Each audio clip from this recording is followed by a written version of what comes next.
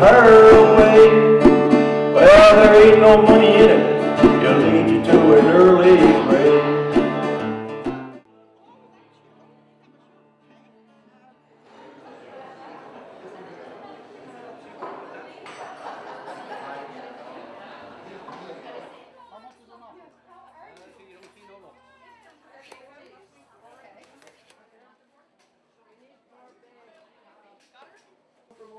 Okay.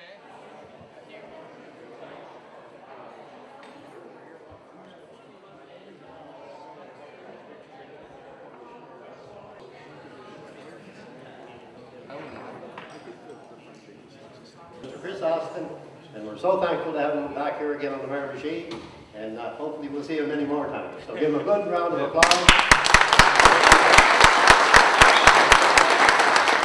Well, how's everybody doing? Isn't this a great night? Good. To get together.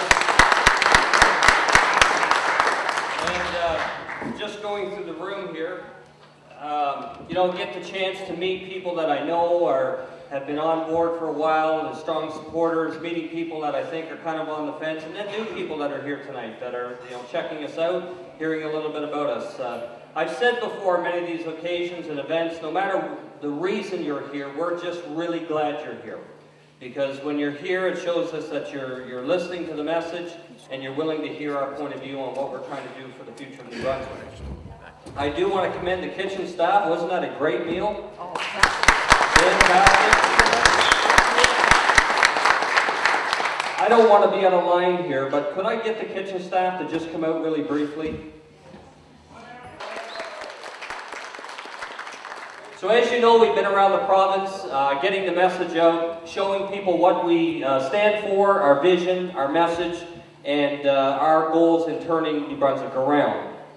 And you know, as I travel the province, I'm always trying to find ways to relate the situation in New Brunswick with where we're at and how we hope to change things and some of our message to do that.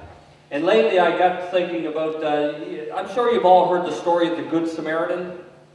You've all heard that story at some point in your life where, you know, a traveler is going down the highway, he's being beat up by thieves and robbers, and he's left for dead in a ditch. And then there's several people that come by over the course of his suffering in the ditch. And of course, one person comes by, he's got a busy appointment, and he moves on to his appointment, and the heck with the guy in the ditch. The next one comes along, and they don't think the guy in the ditch has anything for him anyway, so he moves on, and he doesn't help. And it's not until eventually one person comes along, looks at the poor victim in the ditch, and decides to take it upon himself to lift the person out of the ditch, set them in the hospital, give them all that they need so that they can recover and get back on the road. And I got to tell you, at times, it feels like New Brunswick is the victim. It feels like we've been victimized by high taxes. We've been victimized by overreaching policy, regardless of which angle you look at it. We feel like we've been victimized over you know, a lack of common sense in terms of how we run our province. And you know, when I think of New Brunswick being in the state it is, you know, all of us as citizens of this province, we all have a choice. And I tell people, it doesn't matter where we go, it doesn't matter how old you are or how young you are, male, female, or what your heritage is or background or what language you speak. As a New Brunswicker, we all have a stake in the future of our province. And you know, many people will walk by when it comes to the state of New Brunswick and the fiscal challenges that we face, and our young people, our skilled workforce that is leaving the province. And some people will choose to simply walk by. They'll shrug their shoulders and they'll move on. There's others who will say they're too busy to get involved in the future of New Brunswick, so they'll move on. But I believe what we have growing in New Brunswick more than ever before is a feeling of civic duty that we all have to play our part if we're going to lift New Brunswick up and get it back onto the highway of prosperity. And I believe that's possible. I believe it's possible to have a New Brunswick where our skilled workforce stay here. You know, I talked to graduates of high school. And many of them, you know, you can ask them as they're coming to their final years of graduation, and if you take a poll in the classroom and say, well, how many of you young people are going to stay in New Brunswick when you graduate?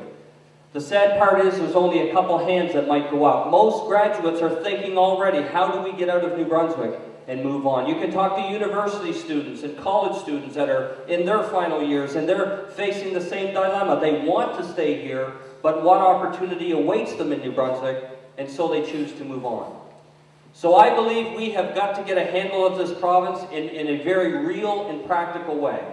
I believe things that we've been putting forward, like eliminating the small business tax, is a step towards keeping our people here in New Brunswick. I believe things like ending corporate welfare so that we can take the savings from ending corporate welfare and give it back to the people that need it so that we can continue to grow as a prosperous province. I was talking to someone the other day and they said, well, why would I care? Why would I care about corporate welfare?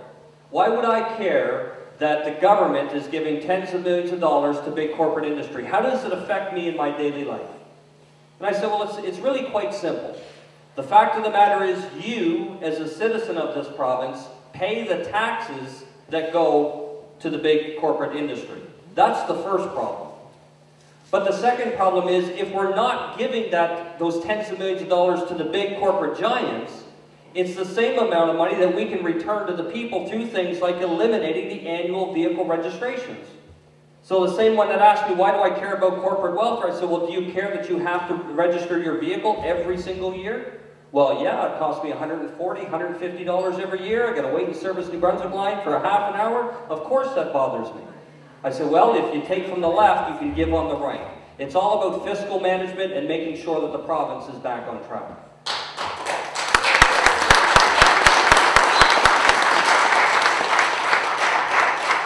And I can use the same example when we talk about duality. And it's not just about language, it's about cost savings. It's about taking the money that we're saving from these, frankly, ridiculous ideas that we have in terms of government and how we should be governed. That if we scale these things back, we can put the money into places that affects everyday peoples. Things like the double tax. Think of how many business owners there are that are trying to operate their business out of a piece of property, but are every year paying that double tax, which is not going towards hiring new employees, which is not going to upgrading their business so that they can have more revenue coming in. It's money that's going to the government, which in turn goes to Sears Canada, TD Bank, and Bell Canada. This is the problem with government. You know, we had a panel here on Thursday, a CBC panel, where we have all the parties come together, we debate the issues, and we talk about various topics.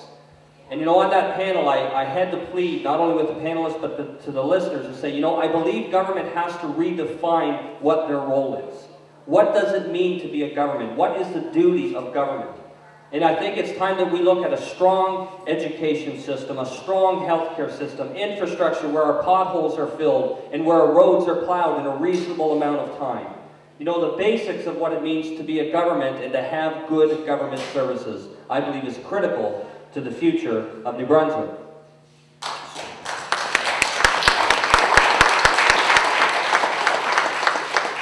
And as a party, we've been focusing on these things. We've been focusing on thinking differently than the way we've always thought. Because I believe the solutions to New Brunswick are there, but I believe the solutions are only going to come when we think outside the box. We can't keep doing the same thing we've always done and expect some sort of different outcome. I mean, we don't do that in our normal lives. If we find a challenge or we find a problem and we face that challenge and we try something that doesn't work, do we continue to try the same thing or do we think different and see how we can find a solution? So it's the same thing in government. We've got to think differently. And I believe we have policies and ideas that do just that to be able to turn New Brunswick around. So I am, and of course you know here last week, all of the political parties and the media and all across the province, everybody was in a frenzy over the election call. Do you remember that? Not too long ago. You know, and I don't know what the strategy was behind that or the purpose. You know, I'm sure it's way beyond my understanding. But anyway, we were all preparing for an election. We believed we had 30 days to get ready and the writ was going to be dropped and we were going in the middle of a full election cycle. So we were working very hard to get things lined up to make sure things are in place. But what that did for me as a leader was when we put the call out, and it was brief and it was quick, but we put the call out that we needed people together, we needed to get our network working.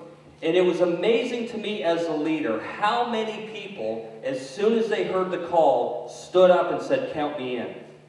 And I realized at that moment last week, so I want to thank Mr. Gallant if he's watching this, because I want to thank you for putting a fire under this party's you-know-what to get things going and to make sure that we're ready for 2018. I can tell you, we will be ready for 2018.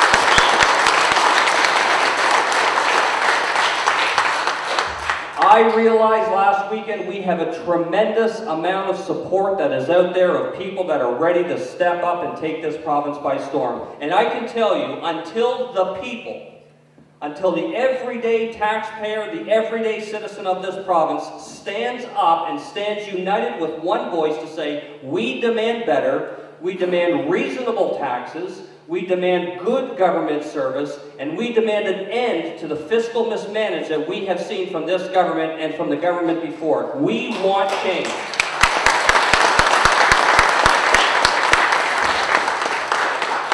And I can sense more than ever before that change is starting to blow in. The winds are beginning to change. I talk to people that have been part of the Conservative Party for tens of years. I've talked to people in the Liberal Party that have been Liberals for years, and they realize, people all over are beginning to realize it's time for change.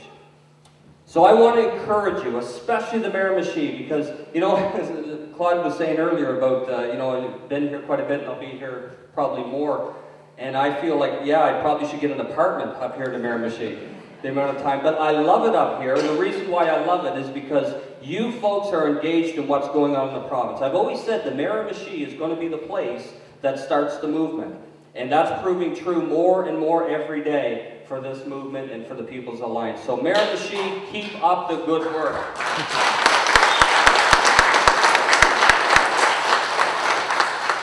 And I know we have people that have come forward to kind of kick the tires in terms of running for office for the People's Alliance. I know we have one, of course, here. Shelley's here with us. We're great to have Shelley with us tonight.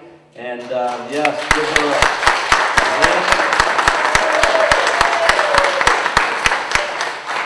And I'm so encouraged at the amount of momentum that we're getting around the province. I just got off the phone with a gentleman from St. John. He's rallying some more people down there. We're getting calls from all over this province of people saying, how can we help? How can we move this forward? The movement is happening. Great things are going on. And I'm just excited for what the future holds. So I'm here to tell you tonight, be excited. Be charged, because I can tell you, come this time next year, we are going to be taking this province by storm. Thank you very much.